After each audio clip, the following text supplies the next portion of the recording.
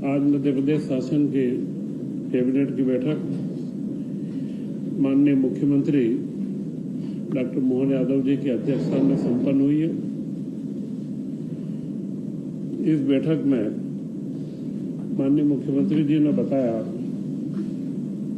कि समान नागरिक संहिता यूसीसी के ऊपर जो दल गठित किया गया था उसने अपनी पूरी रिपोर्ट मुख्यमंत्री जी को सौंप दी है और पूरे प्रदेश से जो भी इसके स्टेक होल्डर या जिनके हित प्रभावित होते हैं उन सब लोगों से चर्चा के उपरांत वो अन्य राज्यों के जो अभी तक के कानून बने हैं, वो अभी तक के जो अनुभव रहे हैं उनके हिसाब से एक रिपोर्ट बना करके दी है। और मुख्यमंत्री जी कृत संकल्प है कि यह बिल इस विधानसभा के अंदर लाया जाए और मध्य प्रदेश में इसे जल्द से जल्द लागू किया जाए। इस हेतु मुख्यमंत्री जी के द्वारा बताया गया है कि इस बार की अगली कैबिनेट 18 जुलाई को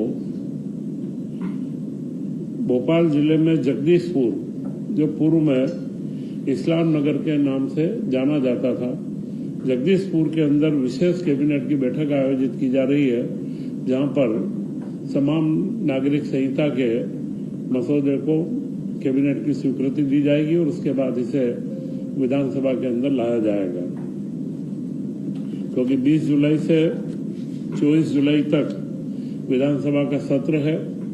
मुख्यमंत्री जी ने सभी मंत्रियों को निर्देशित भी किया है कि जो भी प्रश्न आए हैं उन प्रश्नों का उचित जवाब इस फोरम से हमारे साथियों को प्राप्त हो, जनता के बीच संदेश भी जाए कि मध्य प्रदेश की यह सरकार एक संवेदनशील सरकार है और जो हर बात का जवाब देने के लिए तैयार है। इसी के साथ एक बड़ी उपलब्धि पिछले दिनों भारतीय महिला क्रिकेट टीम को प्राप्त हुई है। लॉर्ड्स के मैदान पर जो 142 साल पुराना, जिसको लॉर्ड्स को क्रिकेट का मक्का कहा जाता है, वहां पर भारतीय महिला क्रिकेट टीम ने पहला टेस्ट वहां पर जीता है। जबकि अगर इंडियन क्रिकेट टीम का हम देखें तो लॉर्ड्स के मैदान पर 52 साल खेलने के बाद वो जीत पाए थे, परंतु भारतीय महिला टीम ने वहां पर पहला टेस्ट मैच जीत करके इतिहास रचा है। उस इतिहास में सबसे महत्वपूर्ण था मध्य प्रदेश की भूमिका। इसकी जो हमारी खिलाड़ी क्रांति गौड़, जो मध्य प्रदेश से संबंध रखती है, का जो प्रदर्शन रहा वो बड़ा सराहनीय रहा। तो इसलिए इसमें मध्य प्रदेश की एक बड़ी भूमिका रही है। तो यह एक खेल के जगत में हमें प्रेरणा देने को और मध्य प्रदेश के नए खिलाड़ियों को उभरने के अंदर एक प्रेरणा का कारण बनेगा।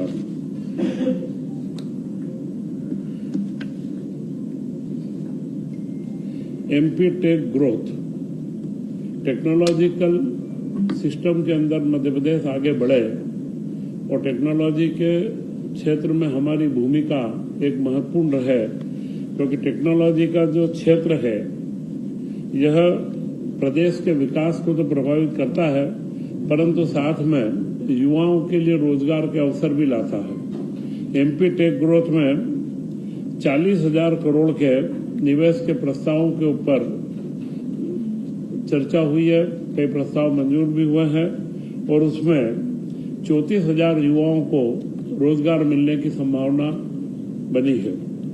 यह एक बड़ा महत्वपूर्ण पड़ाव है। इस राशि का निवेश गुजरात के बाद में टेक्नोलॉजी के क्षेत्र में, जिसमें सेमीकंडक्टर से लेकर के विभिन्न कार्य आते हैं, और उसी के अंदर एक महत्वपूर्ण जो प्रस्ताव प्राप्त हुआ है वह प्रस्ताव है AI data centre. Madhya Pradesh में एआई डाटा सेंटर 18,000 करोड़ की लागत से स्थापित होगा और यह डाटा सेंटर से हम लोग देश के अंदर मध्य प्रदेश का तीसरा नंबर आएगा। आंध्र प्रदेश, महाराष्ट्र और उसके बाद मध्य प्रदेश का तीसरा नंबर इसके अंदर आएगा। इसमें सेमीकंडक्टर के विशेष सत्र में 10 प्रतिष्ठित संस्थाओं ने हमारे यहाँ पर इसमें रुचि बताई है, तो यह एक महत्वपूर्ण उपलब्धि हमारे को प्राप्त हुई है। इसी के साथ पिछले दिनों इंदौर में यूथ कॉन्क्लेव हुआ, माय यूथ माय प्राइड, मेरा युवा मेरा गौरव।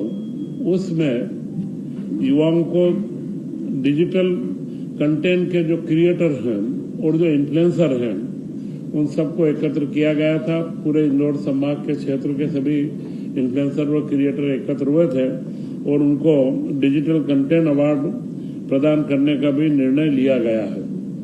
मुख्यमंत्री जी ने बताया है कि 2027 को हम युवा वर्ष के रूप में मनाएंगे। 2025 को हमने उद्योग वर्ष के रूप में, उद्योग और रोजगार के रूप में मनाया। 2026 को अभी हम कृषि वर्ष के रूप में मना रहे हैं, जिसमें कृषि से जुड़े विभिन्न आयामों का काम हम लोग कर रहे हैं। इसी के साथ में मुख्यमंत्री मोहन यादव जी की मंशा है कि 2027 का जो युवा वर्ष हम मनाएं, यह युवा वर्ष मध्य प्रदेश के युवाओं के लिए नई संभावनाओं के अवसर लेकर के आए और इसीलिए उन्होंने सभी मंत्रियों से आग्रह करा है, वह सामान्य जन से भी आग्रह करेंगे कि इसमें जो भी सुझाव हो कि हम युवाओं के लिए क्या कर सकते हैं, वे सारे सुझाव हमें नवंबर-दिसंबर तक प्राप्त हों और उसके हिसाब से हम लोग आगे इसको एक युवा वर्ष को एक सकारात्मक पहल के रूप में आगे ला सकें।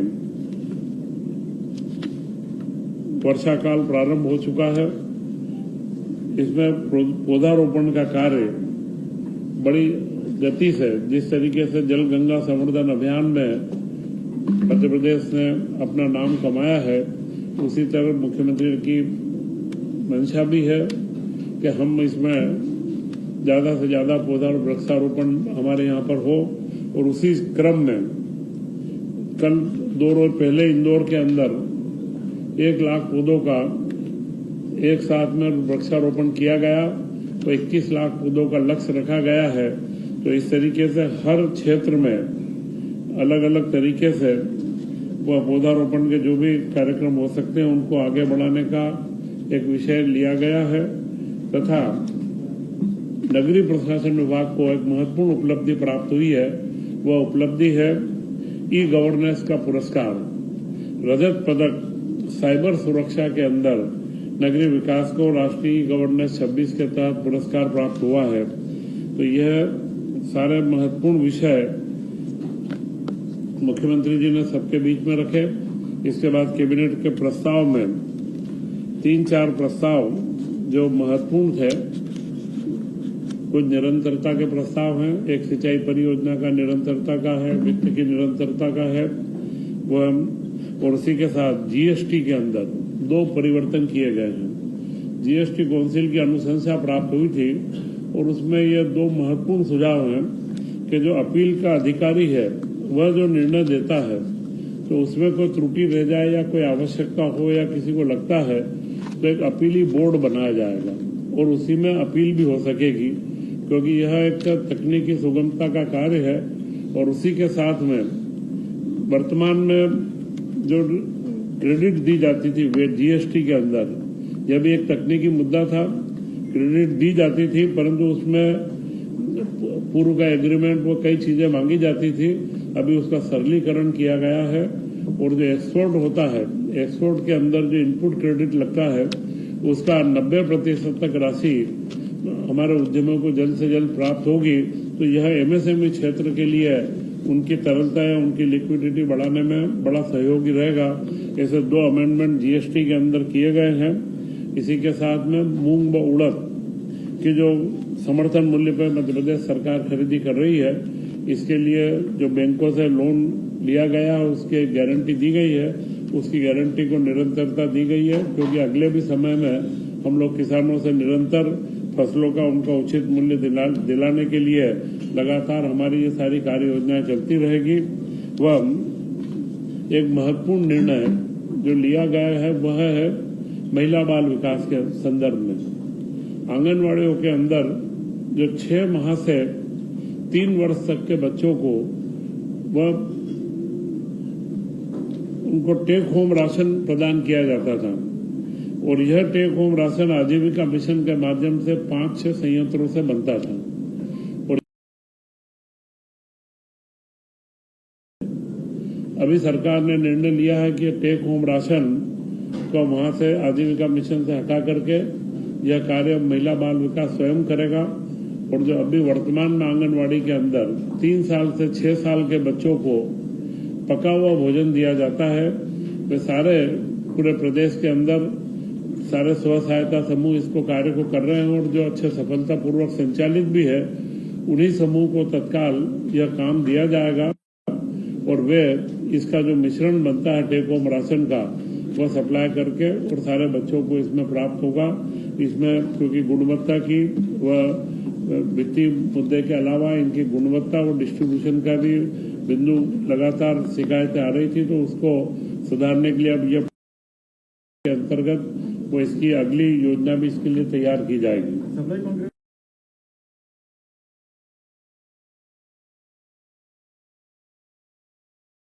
जो स्व सहायता समूह अभी खाना बना रहे हैं वही लोग इसको सप्लाई करेंगे, उसकी गुणवत्ता का मापदंड दे दिया जाएगा तो वो कंप्लीट करके पैक करके पैकेट देंगे। टेक होम राशन जो रहता है ये बच्चे को 7 दिन के लिए पूरा राशन का एक पैकेट बना के देते हैं। तो इसमें मिश्रण रहता है 2-3 अनाजों का, तो वो बना करके वो देंगे।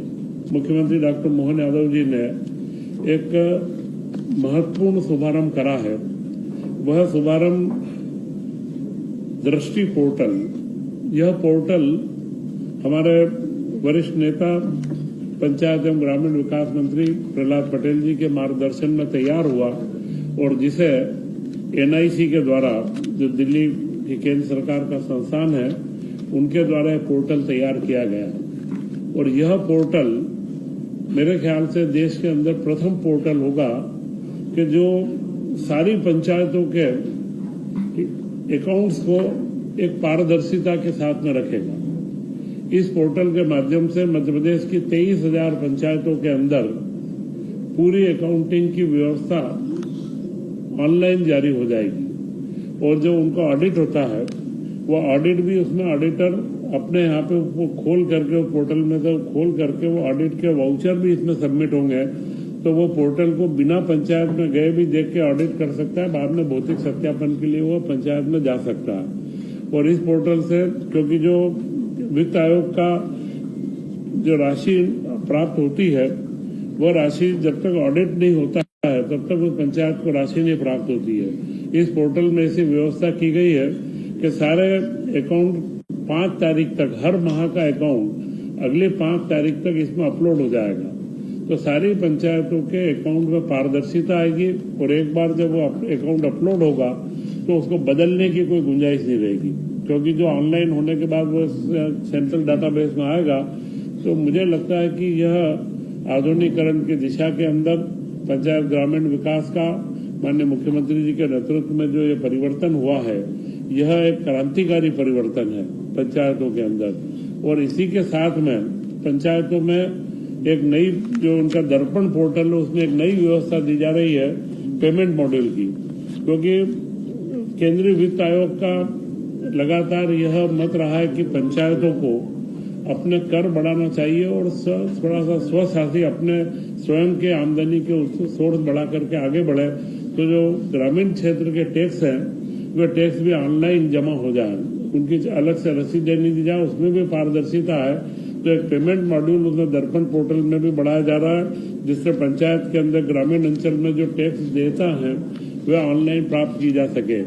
तो यह जो आधुनिक तकनीक का समावेश करके हमारे गांव के ग्रामीण क्षेत्रों के विकास एवं पंचायतों की स्थितियों में उनमें पारदर्शिता लाने के काम में मुख्यमंत्री डॉक्टर मोहन यादव जी के नेतृत्व में मध्य प्रदेश की सरकार लगातार कार्यरत है।